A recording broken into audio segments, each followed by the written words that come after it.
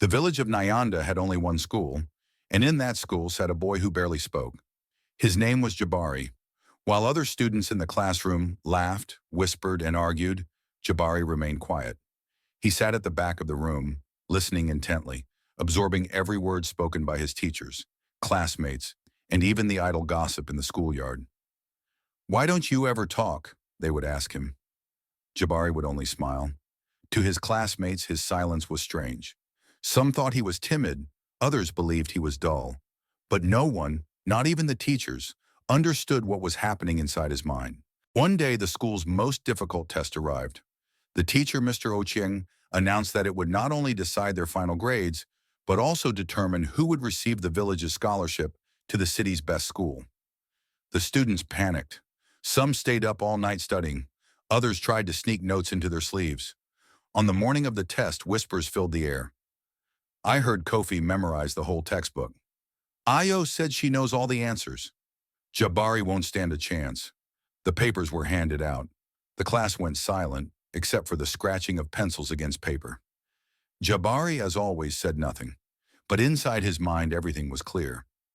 He remembered Mr. Ochieng's lectures word for word. He recalled the discussions his classmates had, even the mistakes they made in their reasoning. When the results came, Jabari had the highest score in the entire school. His classmates were stunned. How could the boy who never spoke beat even the loudest, most confident students? Jabari's success earned him the scholarship. But before he could leave for the city, an unexpected event shook the village. One evening, the elders gathered all the students in the village square. The village chief, a wise old man named Mzee Abasi, stepped forward. His voice carried an unusual urgency. "We have a problem," he said. "A great drought is coming. Our crops will wither. Our water will run dry. We need a solution, one that can save our people."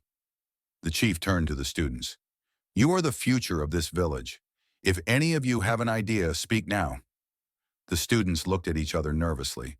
Kofi, the class's smartest talker, was the first to speak. "We must dig deeper wells," the crowd murmured. The village had already tried that. Ayo, the second-best student, stood up. "We should build a water storage tank." The chief nodded. "A good thought, but how will we fill it if the rivers dry up?" One by one, students offered ideas. Some said to trade with other villages. Others suggested praying to the ancestors. But none of the solutions could guarantee water for the entire village. Then, for the first time in years, Jabari spoke. "I have an idea." The crowd turned, almost in disbelief. The silent boy was speaking. Jabari stood calmly.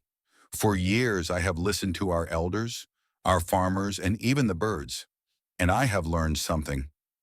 The village listened carefully. The river does not dry up immediately. It begins with the land. When the land becomes weak, it can no longer hold the water. The soil erodes and the rivers shrink. But I have also noticed something else. The lands near the sacred forest always remain green, even when the river runs dry. The elders exchanged glances. Jabari continued. "I listened to the old farmers who spoke of the time before the village cleared the trees. They said the forest once held the water in the land. If we plant trees around the river and near our farms, we can protect the water before the drought arrives." A heavy silence followed. Mzee Abasi's eyes gleamed with pride. "The boy is right," the villagers began to murmur. Some had never considered this before. Others recalled stories their grandparents had told them. The chief raised his hand. "Jabari, how did you come to know this?" Jabari smiled. "Because I listened." The village took Jabari's advice. They planted trees, protected the riverbanks, and restored the land. Months later, when the drought arrived, their fields remained green while neighboring villages suffered. Jabari, the boy who had once been ignored, became the village's greatest mind. When the time came for him to leave for the city, the chief placed a hand on his shoulder. "You have proven that true wisdom does not come from speaking much, but from listening well." As Jabari walked away, his classmates no longer saw him as just the quiet boy. They saw him as the one who had saved them all. Knowledge is not in speaking the loudest, but in understanding the deepest. Jabari did not have the sharpest tongue or the loudest voice, but through his silence he observed, absorbed, and understood what others ignored. His story teaches us that listening is not a sign of weakness, but a path to wisdom.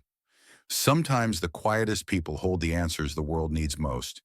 And perhaps if we listen more than we speak, we too can find success in ways we never imagined.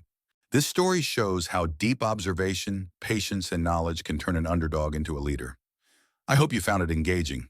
Would you like more suspense or a deeper emotional connection in future stories?